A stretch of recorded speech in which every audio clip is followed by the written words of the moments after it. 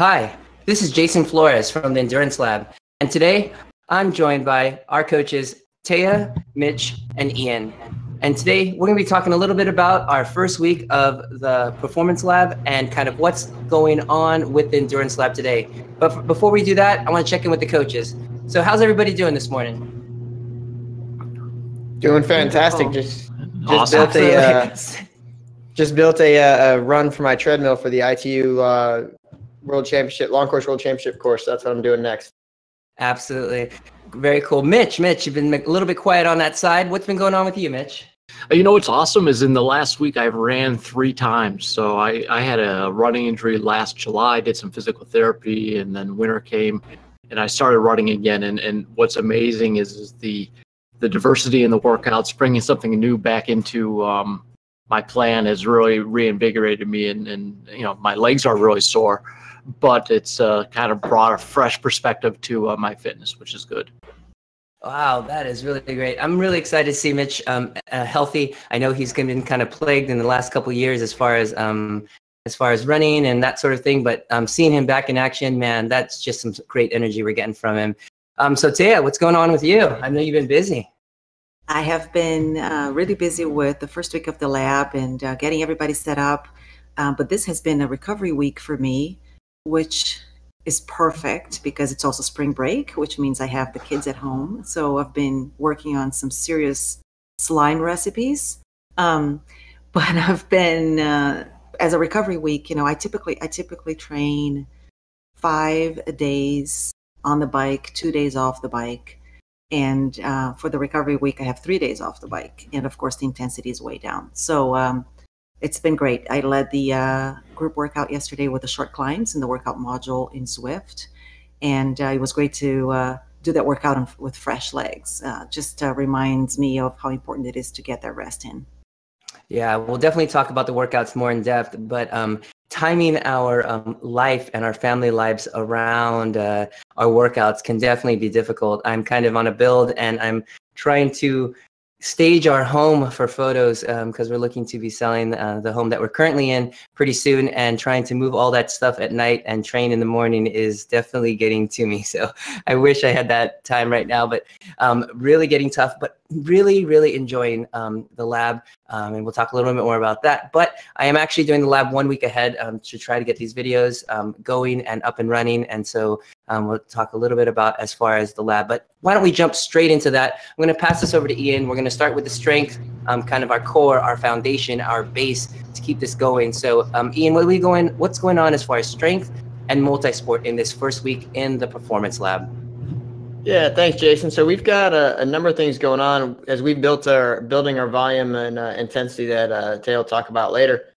We still have to maintain our core strength. You know, core strength is key as we move through this, because as you fatigue into these longer sets or the more intense sets, you've got to really hold it together. And again, that really strong part of your body that can help you with your breathing, that can help you with good form, that can help you just power through on the climbs or the really hard, intense points. That's what we're really focused on. So as we look this week, it's actually a fairly light week, but we're doing a little bit of upper body work and core work with a little bit of another one of the short core work that Taya put together. Going into the next week, it's going to be more core strength circuit and then combination. And all of these are designed for more of a rapid progression through the exercises with very little rest. So that's why you see no real weight to most of them, but there's also no real rest. So it's a quick 15 to 30 minutes and your core gets a little bit smoked, but then that's going to help you in the long run, because when we're doing our long workouts, whether they're bike, run, or swim, you don't really get any rest in the middle of a race. You don't get to stop and go, okay, guys, sorry, 5 minutes, real quick, recovery. Yeah, totally. A lot of times on that last 100K race that I did, several times I saw people trying to stretch on the bike. And at that point, obviously, it speaks to kind of a core that's breaking down.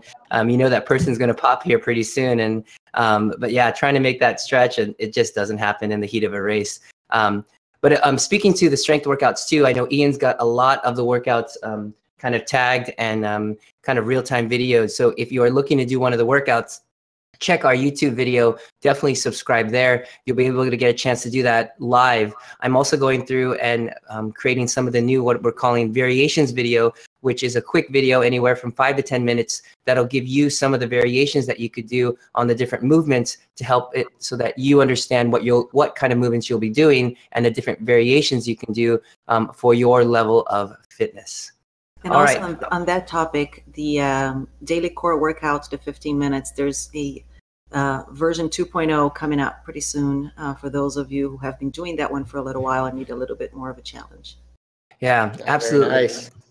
I think it's really important that in these workouts, whether it be the strength workouts or the core workouts or the kind of side after the cycling workouts, can be scaled. And it's understood that, just because you look at it and you're like, I don't think I could do all these movements, there is a way that everybody can find a way to do it, whether it's decrease the reps, change the movement, but get the work done. Any movement's going to be better than no movement at all. And it's really going to pay off its dividends even here during the performance lab. All right, Taya, as far as skills is going and kind of the layers that we build here at the Endurance Lab, let's break down kind of what workouts we're doing this week, what we have coming up in the weekend, and kind of how it's all coming together as far as what we've put together for the week and the weeks coming.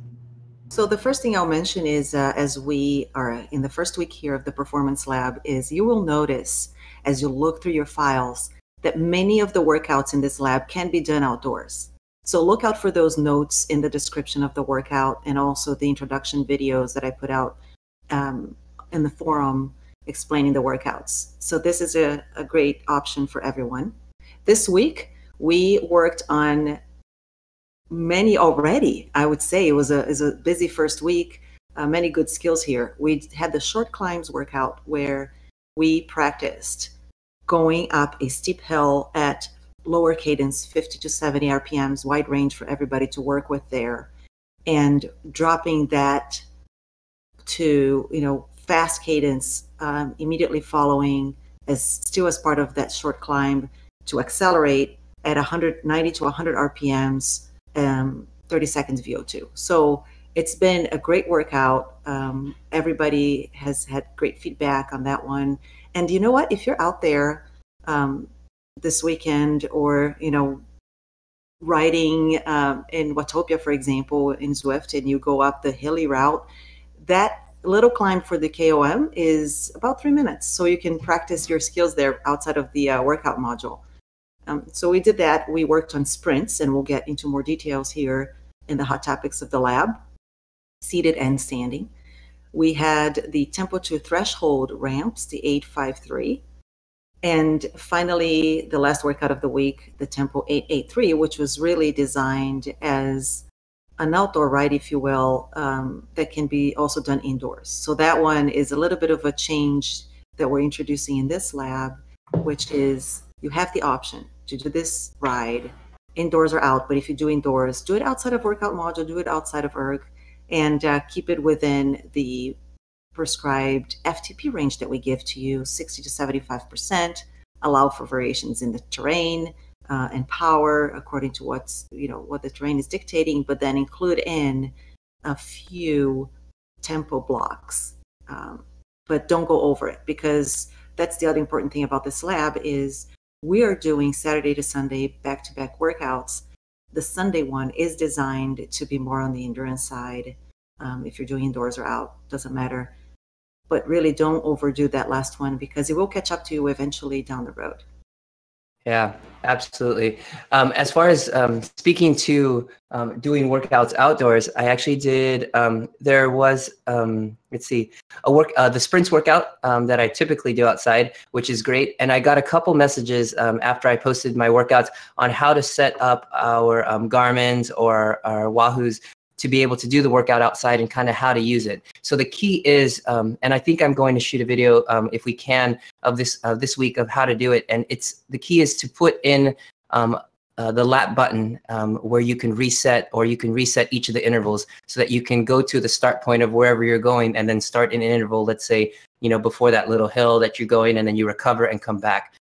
So I don't know if any of the other coaches recently have done this on any of our devices, but Training Peaks has definitely got some new additions that will help allow us to take these workouts outdoors. And so I'll try to illustrate that. I've done 2 outdoors and it's worked pretty well.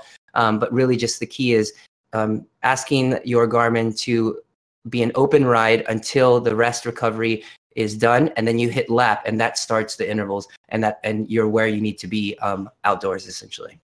So something to think about.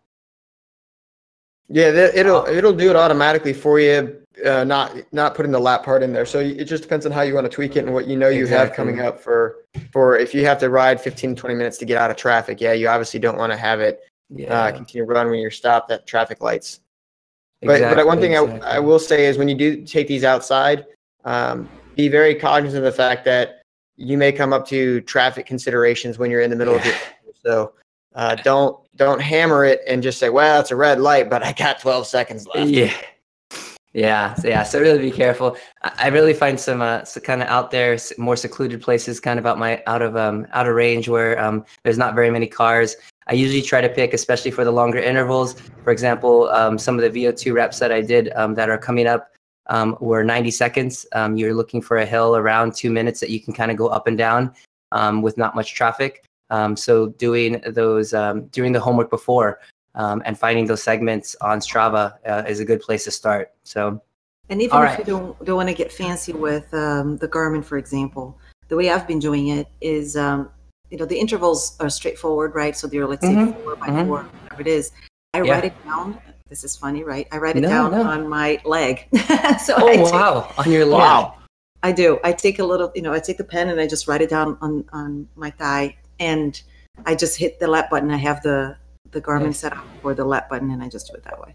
Yeah, I have two problems with that. One is I sweat so much that there's no way the marker is going to stay on there. And two, I don't have big enough thighs to get my workout in. Well, I'm not going to comment on that. So, hold on. Wait, is there a special marker? What are we using, Taya? Like use a Sharpie. Marker? What, a Sharpie. A Sharpie? Yeah. No way. How do you take that? Off? It's so easy. Yeah, just wash it off. Oh my God. I don't know if you noticed, Jason, they've invented these things a few years ago called showers. We like to do them after we work out. Well, parents, parent life, you may get one every 1 or 2 days. So, all right. Backyard hose. HOSE hose. Yes. All right. All right. Since we're talking about workouts, let's go straight over back to Taya. There's been a lot of conversation in the lab. So let's go to hot topics in the lab, and let's talk a little bit about sprints, sprinting on the trainers, kind of what to do there, and then also bringing that outside, talking about seated versus standing. So what was going on? What was the conversation about this week in the lab, Taya, about sprints on the trainer? So we had a workout that had us do sprints in the saddle and out of the saddle. The first set was in the saddle, the second set out of the saddle. So many questions came up, and let's start with the purpose of sprints, right? So you don't have to be a sprinter to want to do a sprint workout.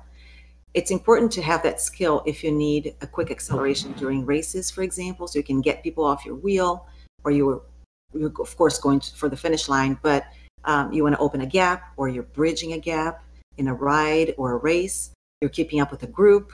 You need to accelerate after corners. All of these are important skills to have that a sprint workout will bring to you. So you're working on power, but you're also working on torque and getting up to speed very quickly in that acceleration. So Stephanie asked a question about, which one is best, standing or seated?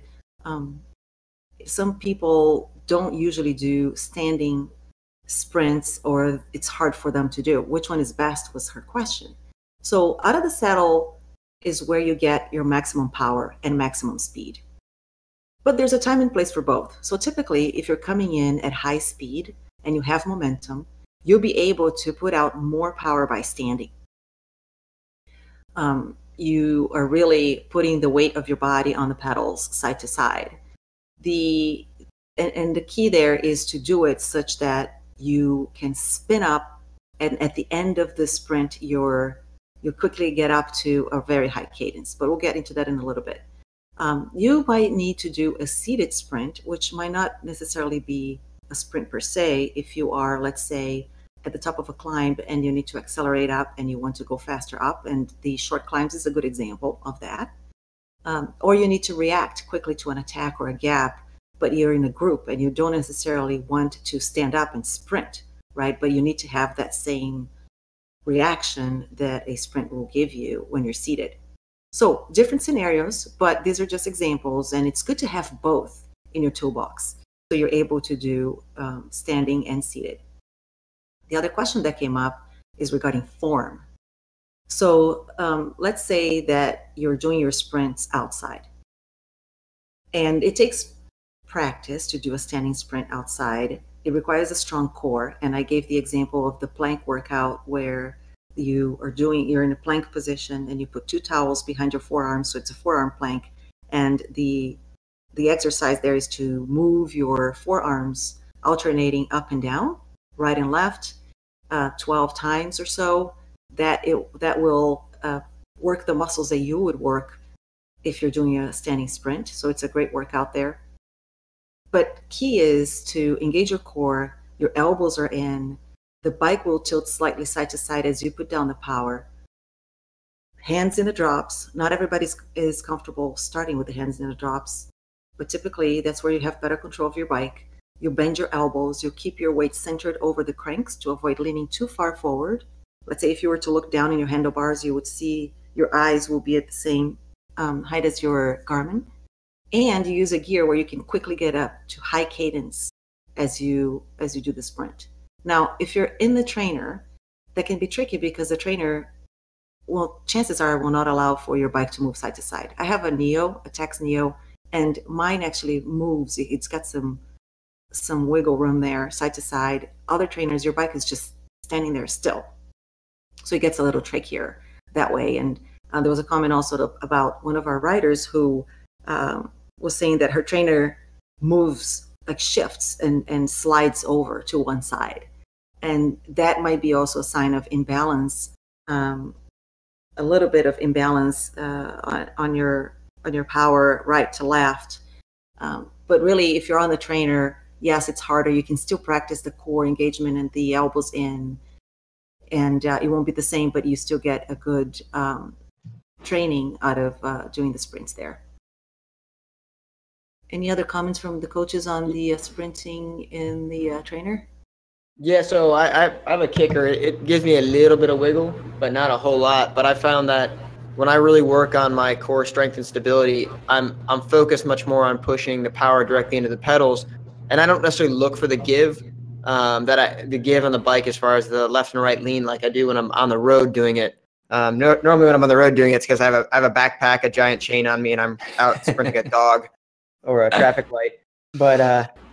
But yeah, so it is something to work on, and I think that it will directly translate over to the road when you do it on the trainer. And if you really focus on trying not to throw the bike left and right on the trainer, you will work on some of that core stability. Because what I think people mistake is they throw the bike left and right on the road instead of, that's a natural thing that happens as you push the power into the pedals, like Taya said. And they look and watch, the Mark Cavendishes of the world, Rod McEwen's. Right. It looks like they're throwing that bike. And that's just not the case. They're just putting so much power into those pedals that the bike has to lean a little bit to give. Exactly. Yeah, I think it's a really good point by Ian. Yeah, so doing this several times outdoors in preparation, recently for a race, and then again for the lab, making sure that you're putting the pressure at the right place on the trainer and outdoors is important. A lot of times people explain that it's kind of quote unquote backwards on the trainer, but in fact, you can work it the same way as long as you're cueing yourself to pull on the opposite side with your arm that your foot is going down, and really kind of engaging yourself to get yourself down there and really push on the pedals on the side that on the side that you're driving on, and pulling with your arm on the other side. It will move and balance the bike on its own. Of course, there's going to be those aliens of what is Caleb Ewing, that is like crazy form. But really what you want to do is balance is key. Even just being a little too far forward, and I've done it before, the back wheel starts hopping, you're not getting the traction that you need. So balance is key when you're outdoors, making sure you're doing this. You'll know very, very quickly how far forward you can go, and before things get imbalanced. If you're a very tiny, tiny rider, like the way Caleb Ewing is, you can be wherever you are. He's actually probably even smaller than Ian. So, I mean, just this little tiny elf trying to sprint. But if you're a taller person or just kind of an average size rider, I don't think you can get too far forward without lifting up that back wheel. But give it a try on a lower speed. But definitely, this is a great workout to go. And cadence is the key. come into this workout with different cadences. Come in with a very slow cadence. I've done this starting at like 8-9 miles per hour. And then try this coming in with a high cadence with lots and lots of momentum, high cadence, and then boom, jumping out of the saddle and finding that gear. There's a lot of things you can learn and be able to use. And we want you guys to have the tools to be able to ride and to be able to, match those efforts out there and, make those breaks, close those gaps, those sort of things. And this is what's going to help you. And this is just the beginning in the first week. So really one last safety note on that, Jason, is again, when you're going to these sprints on the road, we all have the tendency, since we're used to riding on the trainers, to kind of close your eyes and look down. Yeah. Or a combination thereof. Don't do that on the road. I mean, you can do it eyes once. Up. You can do it once. Yeah. No, eyes up. Definitely. Yeah, I do these workouts pretty late at night or pretty early in the morning, but still eyes up. It's got to be if you're going for that, that town sprint, and you should always be eyes up, making sure eyes out, elbows out. Right? Isn't that the saying when you're going is the final shoot? So yeah, really interesting. Recently I was listening to a podcast about how kind of pros move other pros around and how they talk about putting their handlebars in front of other riders or putting their elbows right into other people's hips to move them. And I went back and watched the video of the actual final, like 1500 or so, and you could physically see like everyone just slightly pushing people on each other right on their hip, and people would move out of the way, and kind of like it was this weird like school of fish moving through the finish. And once you kind of look at it and cue at it, you're like, oh my gosh, they're actually pushing each other at this speed at like 30 plus miles per hour. That's nuts. So some do it with their head. Yeah. Well, but that's highly looked down upon. But all right, Taya, do we got anything else as far as the Sundays ride? I know you talked about it being in the workout, not in the workout module, but doing it as a workout or outdoors. Was there any other comments there? So the one last comment here is take that Sunday ride and play with it. That should be, it's still a workout, sure, but it should be your fun ride. And if you have a group ride that you're used to doing on the weekends, go to that, as long as it's not a hammer fast. Yeah. Or if it is a hammer fast and you really want to do it, then let's think about swapping that for another workout of the week, right? But taking that Sunday ride as a good ride that you're going to enjoy, indoors or out, be outside of the workout module if you're indoors. And, you follow what we have there. Let's say if we have like this Sunday's ride, 8 minutes of tempo in there at 85%, be in the ballpark, right? But it's really peeling the next layer of the onion. We first talk about doing your workouts in the workout module, for example, in Zwift, etc., out of erg mode. The next layer of the onion is you're out of the workout module altogether and out of erg mode. So then you're really working with the terrain, but you're in control. You're in control of your power. The terrain is not going to dictate how hard you have to go. So keeping your power within, don't go above 80-85% on that Sunday ride.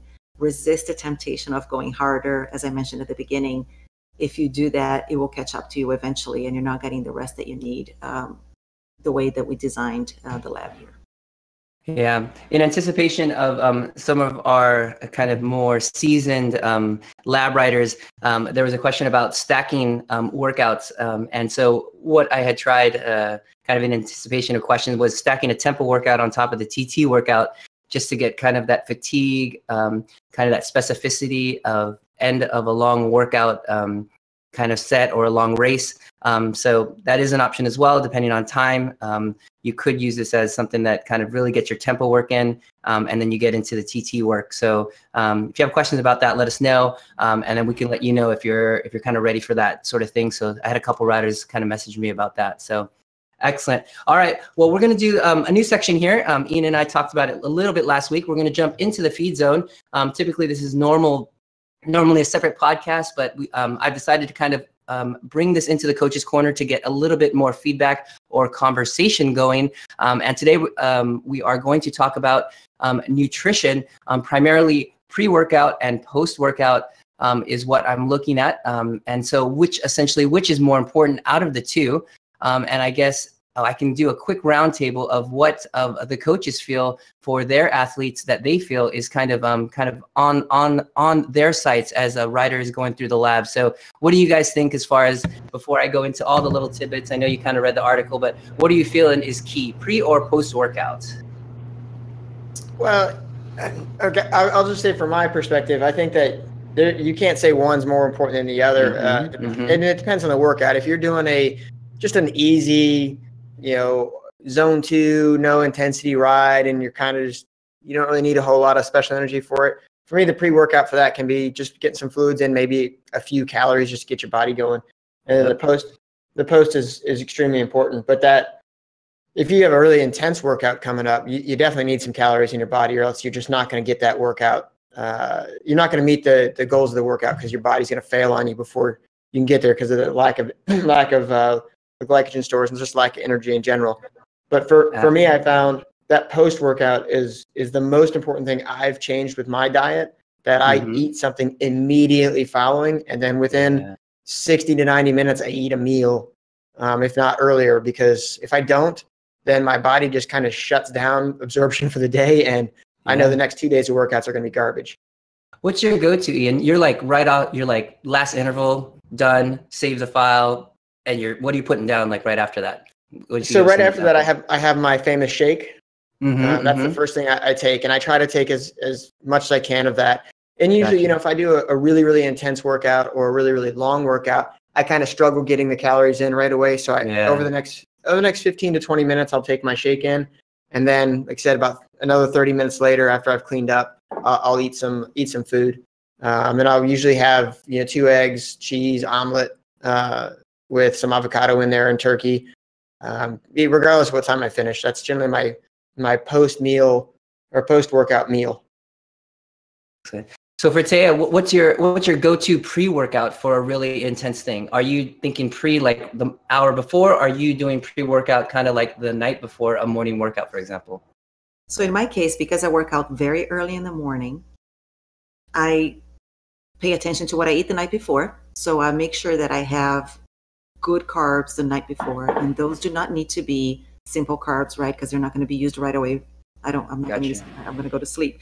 So I have my dinner, but I make sure that I have in there either sweet potatoes or lentils, and those sorts of carbs, so that I have them stored for the next morning. And the morning of, what I do is 1 hour before I wake up, an hour before I work out. I find that if I wake up too close to the start of the workout, I just don't function properly. So I have to be up an hour before. And what I do the morning of, I do a mashed banana. So I take the banana, mash it with a fork. Nice. I combine granola with that. I have this gluten-free granola that I like to combine with it. So I make like a big mush out of it, because I don't like milk or even milk substitutes. So I mix the banana, I get a good consistency with the granola and some honey. And this is for simple carbs in there too. So with the banana and the honey being more of the simple carbs, the granola on the lower glycemic type carb, combine the two of them. So that's what I do essentially before the workout in the morning. No, that's a great combination. So kind of the science behind that, you're looking at a glucose source, which is a quick using source. You've got a fructose source, which is a slower source, which gets broken down by the liver. You've got a very, very quick high glycemic hit from the honey. So that's a great combination pre-workout. So for early morning workouts, as you mentioned, Taya wakes up and does this an hour before she wakes up before her workout. So that's while she's sleeping, she does this, I think. So, so I'm sitting here trying to figure out how to apply these to my life. And so I'm doing early morning workouts too, but I'm getting up about 15 minutes before my workout. Yeah. So I'm in that same situation. It's tough. So I'm the everyday guy, right? And so I'm trying to eat balanced is what I do. And I'd separate training and races, because I treat them differently. But I try to eat a balanced diet, try to eat my vegetables and protein and good carbs, and try to stay away from the alcohol. And when I'm working out, I'm really bucketing my workouts, like Ian was saying, into, is it an easier 1 hour workout, or is it a really tough hour or longer workout? And that's really kind of changing what I'm doing in the morning right before I work out or as I work out. If it's easy, I'm just drinking water with some electrolyte. If it's going to be intense and it's going to be longer, I'll start supplementing with like, goo waffles or honey stinger waffles or gels or a really good sports drink that I use from EFS Pro that's got a lot of electrolytes and a lot of carbs in it. And just to start giving the body some carbs. And then when I'm coming off the bike on a harder workout, I'm taking a recovery shake and then doing what Ian's saying, trying to have some, good food afterwards. Races I treat differently. So when I was doing my half marathons religiously, the one I loved was always a really early morning one. And I was getting up really early, a few hours before, having some carbs and some protein and really beginning the ritual of fueling the body before the race. But I just can't do that for a 6:15 workout every day. Yeah, it's definitely difficult. So yeah, some of the key things that were brought up in the article that I posted in the sports nutrition part of the forum have been brought up by our coaches here. Essentially, the topics being pre-workout. A lot of times, depending on the workout, it essentially affects kind of how you are going to perform in it. But in a lot of the conversation here, post-workout is where there's a larger window of time, especially if you are, working athlete, you're a time crunch athlete, you're doing a lot of these things kind of in a smaller window. A lot of times they're early in the morning. So it's important that you're getting up. If you are doing pre-workout, you've got that ready to go. You get it in. And if not, you've got your plan that you have gotten the nutrition that you need in the night before. So speaking to kind of post-workout, the idea or the way we can kind of whittle it down is either a 24-hour window of recovery or a longer than 24-hour window of recovery. So what this speaks to is, are you going to be doing a workout in the next 24 hours or shorter? Or if it's going to be longer than 24 hours, all the way up to 48 hours as far as recovery. So if we break that into two sections, if you're doing something less than 24 hours, or around that 24-hour window, you are needing to do kind of what Ian described, what Mitch is saying here, making sure you're getting nutrients in, you're getting that carbohydrate source, you're getting a good source of protein, you're making sure you're getting fuel in right after the workout, because you are going to need to put that in, and you really only have 24 hours to put that fuel back in so that you can go again the next day. But here's the catch. If you are going more than 24 hours, let's say you have a rest day or recovery day, you can actually just go back to eating the meals that you normally would. And that's the key. So a lot of times people fuel for all the workouts, no matter how, what they are, or how long they're spaced in between. You can get the post-workout meal in if you feel, but you could actually just get off the bike, get your meal in, and start your recovery. And if it is going to be longer than 24, 36, even 48 hours before you do another intense workout, you can actually back off, increase the protein and kind of increase the veggies, things like that, and go back to kind of your normal routine. And you don't need to fuel the fire, for that high intensity until you're going back into that workout again after that cycle is over. So I think that's the key. So after training or before training, you need to make sure that you are kind of cycling your nutrients in order to make this work for you. So getting a good intel, and you don't need to break this down to macros. You don't need to break this down into calories unless you really want to take a further look at exactly what you're putting in. But actually, you just need to be conscious of what you're putting in. So sometimes it's taking photos, sometimes it's doing a journal just for a short period of time, just to see what you're putting in, to get an idea of where you can put it in through the day. And then you'll start making choices when you're out, whether it be like, the office lunch or that sort of thing, to make choices so that you're fueling for the time that you need, or knowing that you can go for more carbs at the end of the day and kind of open that up, or knowing that you can, not do that at lunch, and at dinner, it's kind of all out to get that fuel in for the next day. But so a really good conversation. If you have questions about this, post about that. I have an article for each of the weeks that we're going here through the Performance Lab. I've got the video that we've done in the feed zone, and we'll be talking about that every week. And one of the main things here, going back to pre-workout, is coming into the workouts hydrated. And so with that, we'll go ahead and quickly transition over to a conversation that we wanted to have a little bit about hydration. And I'm going to throw this over to Mitch. And how can we make sure that we're hydrated and that we're getting all the fuel that we need in all at the same time, whether it be the night before or during our workouts, Mitch? Yes, I think we all know that one of the most important factors in our training and our competition is really maintaining your hydration level and making sure that you have enough water in your body. When you get dehydrated, it can directly impact your performance. So if you actually get down, I'm not going to get into the nitty gritty on it, but it's, lack of hydration can impact your core body temperature, can impact your electrolyte concentrations, can impact the ability of your blood, the volume of your blood in your body and the ability to deliver oxygen to the muscles. So you've got to stay hydrated. So when we step back and let's think about, how do we know if we're dehydrated? One of the easiest ways is to sort of pay attention to the color and the kind of the content of your urine, right? And we all know this, right? We look and we see it's really dark and it's really odorous. We know that we're lacking some water and we drink some water, but pay attention to it and make sure that your urine is always really pale and almost clear. That means you're getting enough water, which is really the first key, which is that you want to be drinking water all the time. You want to drink before your training, you want to drink during your training, and you want to drink after your training. So Mitch, two things on that real quick. So when you're talking the color of urine, there's one really important point of, if you do see that your urine color is low or is real dark or real yellow and you start pounding down water, your body's not going to process that water correctly, and it's just going to push itself through. So you're going to see that your urine color is cleared up and it looks better, but your body hasn't absorbed that water. So just be cognizant of the fact that you can't push a ton of water and expect it to absorb right away. Your body just can't process. And the second part of that is, for the triathletes, we tend to pee on ourselves. So speak for yourself. Long races, you got. I knew I didn't want to do triathlons. You got to stop and hit the bathroom at least one time during those long races. Check it. That's a good point. Yeah. I mean, being honest, like when the half Ironman I did not, except for the swim. I don't think I peed once during the race, and I think by the end of it, I was dehydrated and I was having trouble digesting my calories, and it was, you're getting close to that wall.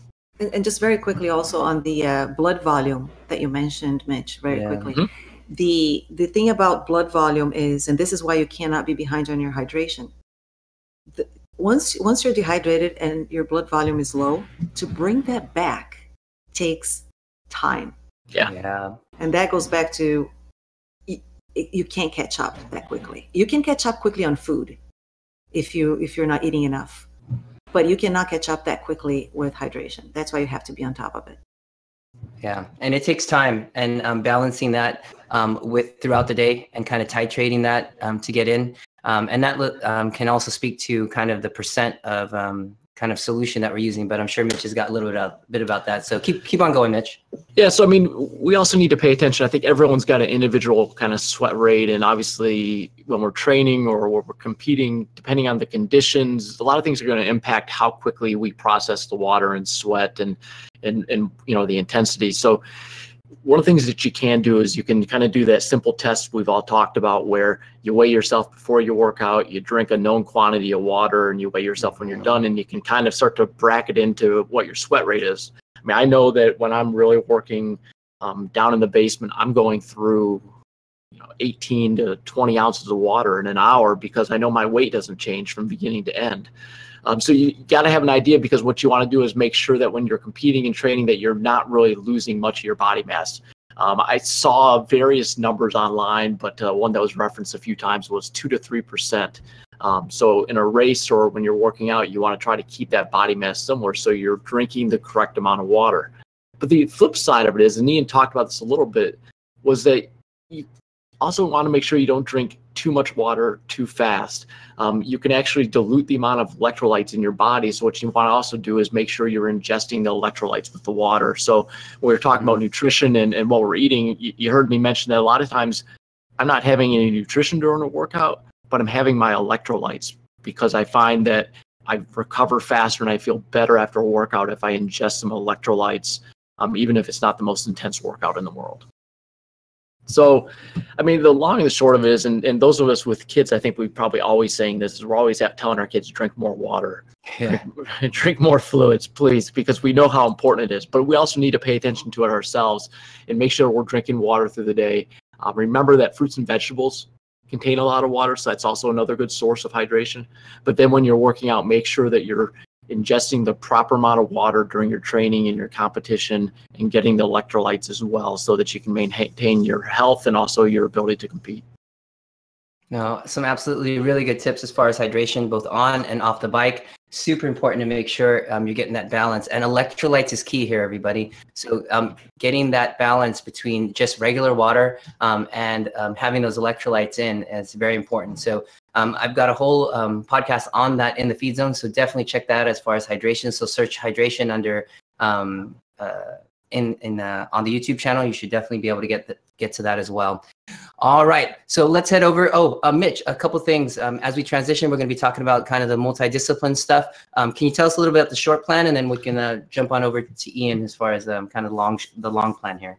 Yeah, great. Thank you, Jason. So, we've had prep labs for multi-sport, for triathlon, and Ian's come out with a 13-week plan for long course. So for our half Ironman and our Ironman athletes, and I put together more of a short course. So it's really probably targeted more towards the Olympic triathlete athlete. And we're thinking about making some changes to do it more for a sprint athlete. But for right now, we've got a great plan that's going to be published, which is going to be 3 workouts per discipline per week. A lot of good volume in the pool. So you're going to be strong on that swim. A lot of really good bike workouts to really push your ability to do a 40K race. And then also a lot of speed on the run. So be looking for that in the lab. And if you're interested in doing an Olympic distance triathlon, then that might be a good plan for you.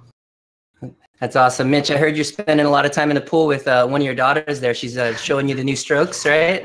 Well, with my shoulder, I'm not doing anything in the pool. But apparently, so I've got a little swimmer in my family, and it's really cool watching. That's awesome. And we're trying to teach her combat swimming too. So I appreciate that. Oh, yeah. All right, Ian. So talking about combat swimming, over to run and walk for our longer runs. Tell us a little bit about kind of some tactics here for our multi-sport riders that are running, why you'd run off the bike if your bike wasn't broken. I don't know, but tell us why. Yeah, so thanks, Jason. We talked a little bit last week about run-walk concept for the longer course running, and for just people who are actually fighting through a very hot race. When you're running at pace for a long time, your body tends to overheat. And if you're starting to fatigue and you're losing form, a good way to solve this is using a run-walk method. And it can be a 3-minute run, 2-minute walk, 4-minute run, 1-minute walk. I prefer to use a time-based versus a distance-based, because if you're blowing up, a mile can take you 15 minutes. Yeah, totally. And if you're just crushing it, you may not have enough rest. So I found that the time-based run-walk works the best that I've seen. Now, everyone's got different, but the key to it is when you do this, there has to be significant differentiation. And what I've seen some people, as I'm looking through what we've got some lab participants and some other people I've worked with, is they'll run, say, a 10-minute mile, and then they'll walk, or really they're just slower running a 12-minute mile pace. Well, that's not enough differentiation, because your body's not being able to pull that back. And Right. Really, you can't walk a 12-minute mile pace very effectively. I mean, that's really, really moving. I've done it on a forced road march, but it's really, really moving. So what I try to tell people is you want to get a couple minutes of difference, more than just those two. So if you're running, say, like I have one of my ultra marathoners, she runs at somewhere between a 9 to 10-minute mile for 3 to 4 minutes. And then she walks at a 15-minute mile for 1 to 2 minutes, depending on what we're doing. And actually, my wife does the same thing, and one of our other athletes, Deirdre, does the same thing, where they do a 9 to 10-minute pace, and then a 15 to 16-minute walking pace. And it's paid big dividends. My ultra athlete, she crushed a 100-miler in under 24 hours, and just amazing. And then she did a couple other long races like that.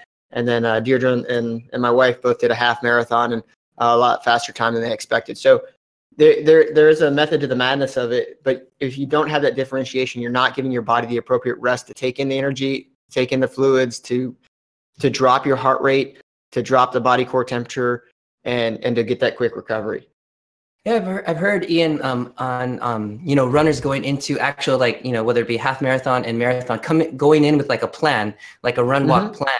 And so a lot of times, if we don't do a lot of running, people just think people are just full throttle, for 13.1 or 26.2 miles. But yeah, listening to some different podcasts, there may be something broken up like this. And so you're saying that people are finding, getting fast times because they're able to run like more consistently through those like that 1 mile at 9 minutes and then walking for 15, and they're getting more consistent. Is that what you're saying? Yeah. So what it is your body's getting that quick recovery. So you're not necessarily breaking down as much. So look, when you're talking more at the elite level of the runners, that's going to be a little bit different of a game.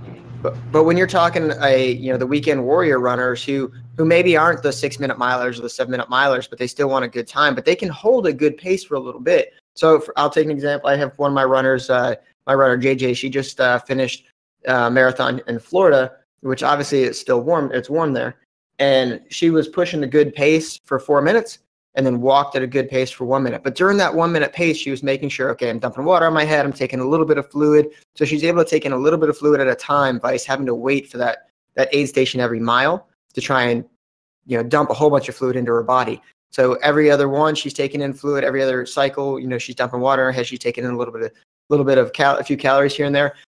And what I've seen is really that those runners are able to hold a more consistent pace throughout the entire marathon during that run portion with just those few short periods of walking.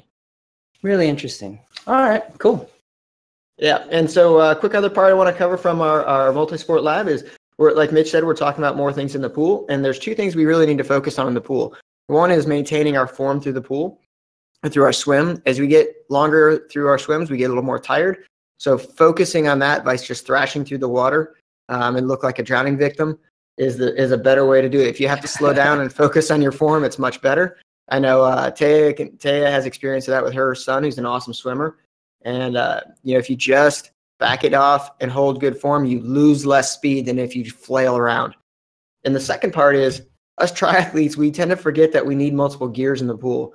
And what I mean by that is we like to just get in and swim and get in and swim and get in and swim. That's great. And we need to do that from time to time, just go long and steady. But we have to work on some of these different pacings to be able to get out. And when the race starts, you got to get out and make sure you're not stuck in the middle of the pack or a place you don't want to be. Coming through a turn buoy, you need to be able to accelerate back into your pace. As you're coming out of the water, you need to be able to speed up a little bit just to get out of a little traffic sometimes. If you just need to pass or get around somebody who's trying to avoid submarines by doing the zigzag tactic. So there's different things you might need different speeds for. And so we have some of the swims coming up in our group that they show progressive changing of pace with no rest. So you recover at a slow and you just get faster over the next couple hundred, and you slow back down. We have some 50-meter sprints and some 25-meter sprints. These are all designed to give you different speeds, just like when you're riding your bike, how you need to be able to sprint, you need to be able to do tempo, you need to be able to do zone 2, you need to be able to do endurance or SST type level of work. So that's kind of what we're working on in the pool, and it's going to be growing over the next few weeks. But I really think if people put some time and effort into that, they're going to see huge benefits later on when they dial it back to a steady pace for a race. Yeah, I think this kind of goes really well with kind of what we're doing on the bike as far as different cadences and being able to do different speeds and different wattages at different cadences. So essentially having these tools in the toolbox again is what you're going to find here in the lab. You're never going to find just like, do this speed in the pool, do this speed on the run, or do this wattage, just straight across like ERG style. You're going to find all these different layers on it. So that's definitely some good tips that we have here and some things that you'll find all throughout the lab.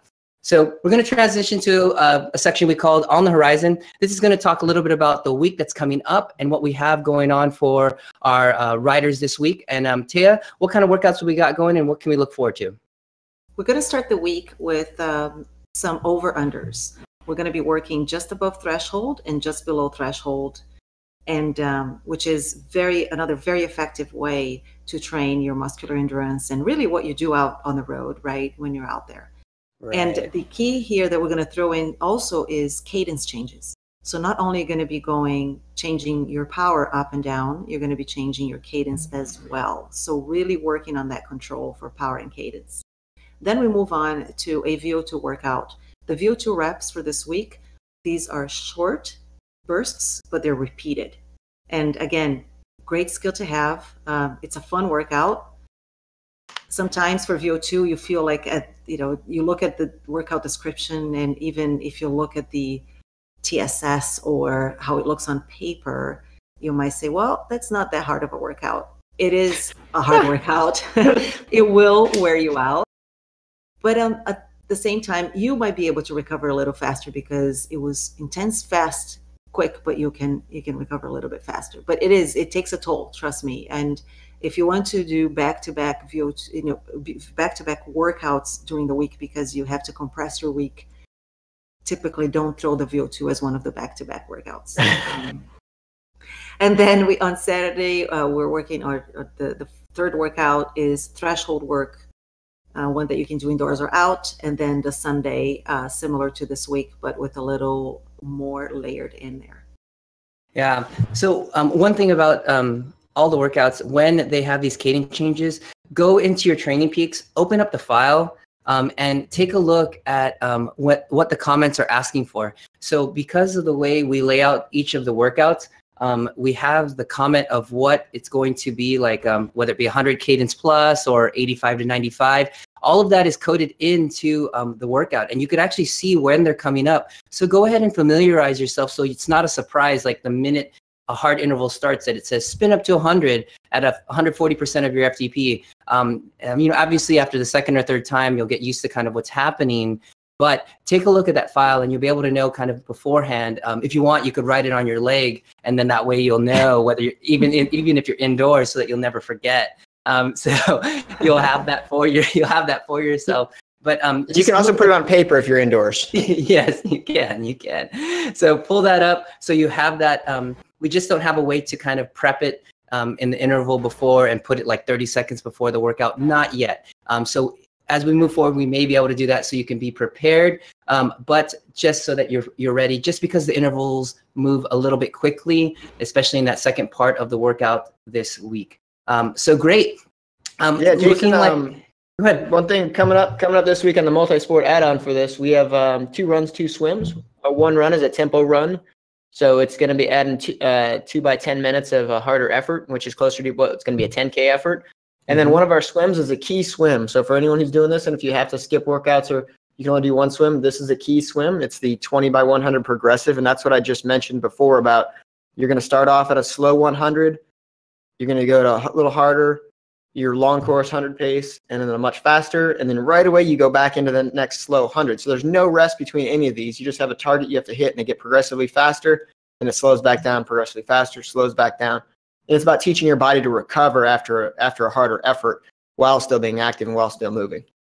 Man, that's definitely definitely sounds challenging.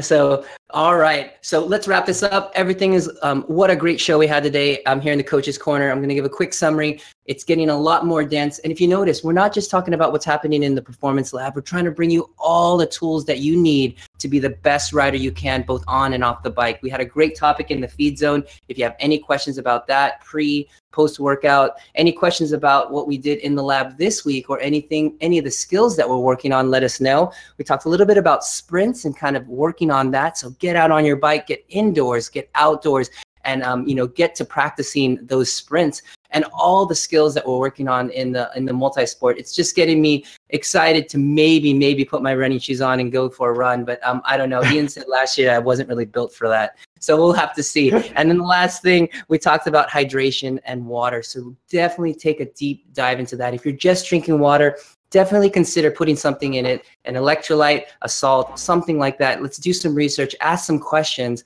And that's a great topic that I'll kind of bring into the sports nutrition side of the forum, and we can take a look at that. And so we've got a great week ahead of us. Thank you for joining us today. If you want to hear more from the Endurance Lab, more from the coaches, you can catch us in the Endurance Lab forum. If you want more information about the Endurance Lab, check out endurancelab.fit and also subscribe to our podcast.